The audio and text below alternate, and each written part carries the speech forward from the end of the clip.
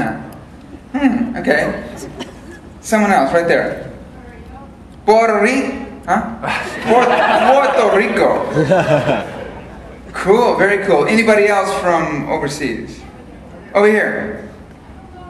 Norway. Wow. Wow.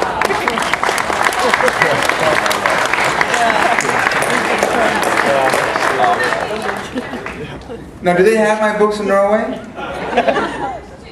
There's two in... Which ones? Free and Blessed Child translated into Norwegian? Okay, cool. Yeah, there's more. Yeah.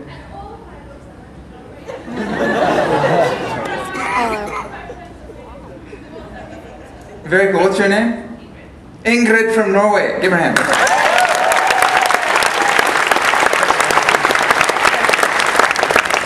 So that's really cool. I really appreciate y'all coming from lands distant, from the seven forests. Now let's bring it back down, shall we?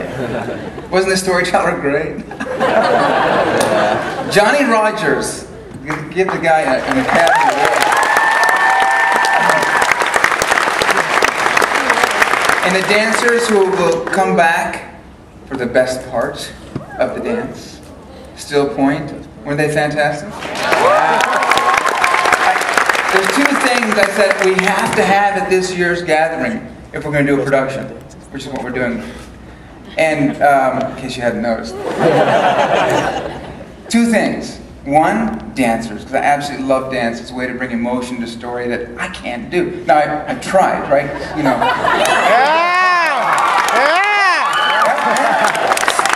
No, okay.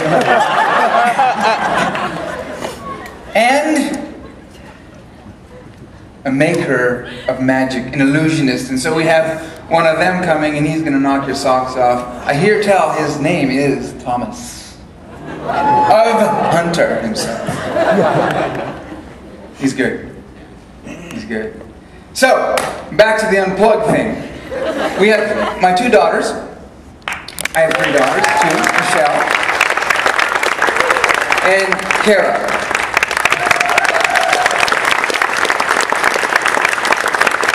You guys raise your hands and come out to the aisle.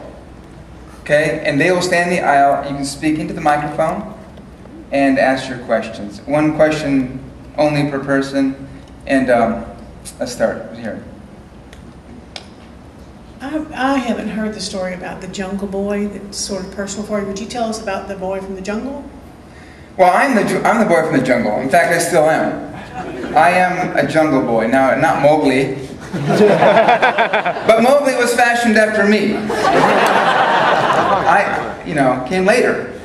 But no, seriously, I grew up in the jungles of Indonesia, and as a kid, I was born there, and I spent most of my time running around the jungles with my friends, who were, little people who wore nothing. They were fantastic people who wore nothing.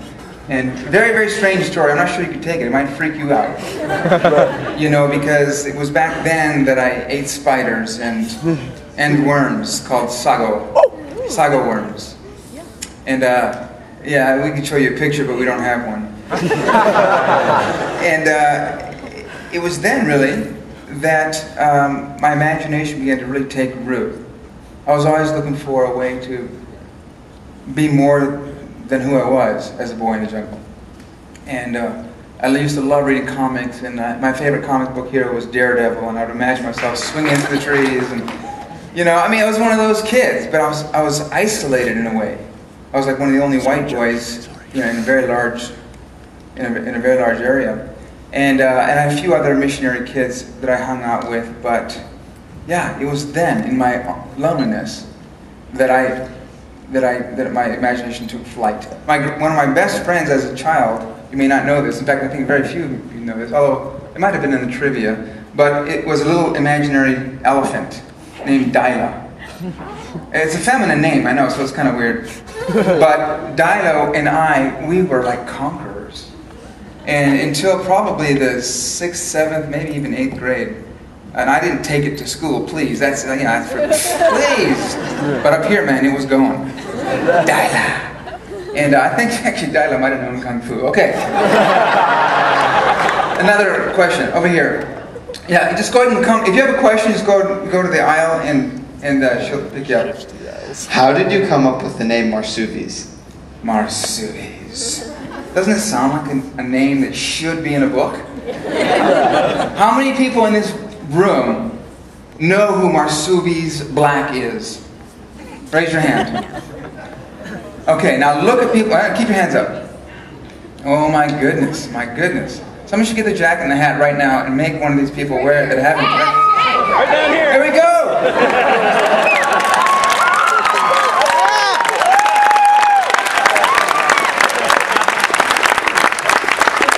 Okay, everyone who has not yet read a book with Marsuvies Black in it, stand up. If you have not read a book with... In other words, if you don't know who Marsuvies Black is, you need to be on your feet right now. You go stand up, stand. No, you can't sit back down. You need to stand back up. Okay, everybody look at these people. These are the strangers amongst us. Good laugh back there, buddy. These people are weird. They don't know who Marsuvies Black is? No, seriously, guys. Marsuvies Black is a trip. And, see? No pun intended. But now that you've seen, you know, if you haven't read Marsuvies Black, I didn't mean to call you out, I'm sorry. But read the book! Oh yeah, Showdown would be a good book to start with. It tells you how Marsuvies Black walked into your town, you know, and seduced your neighbor. We'll leave it at that. So, next question. Originally, I was going to ask something about names too. I kind of figured out where you got some of these names from.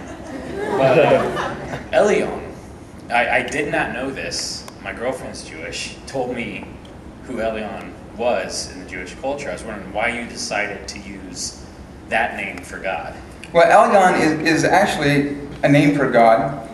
Depending, there's many names for God, but it's not really well known. And the etymology wasn't that important to me. I just wanted to find a name that wasn't really common. Like, I didn't want to use Jehovah. I didn't want to use. My stories are all about taking people out of their norm, exactly, their norm. What they think of when they consider their faith, when they consider their spiritual journey. Everybody has these words and these little boxes, you know, that they live in. And my whole purpose is to take people out of those boxes so they can experience it from the outside, looking in once again. Because too often when you're inside the box, you're actually missing most of what's happening around you in that box. So it's very important to take you out of the box. That is why I use, in the case of the gathering, or in the case of the black, red, and white, green, that is why we've established an entirely new mythology that essentially mirrors our own. Like Tolkien did, like C.S. Lewis did. I don't have a lion. I have a boy who becomes a warrior. His name is Elion, and he has another name, but I won't use it right now. So, another question.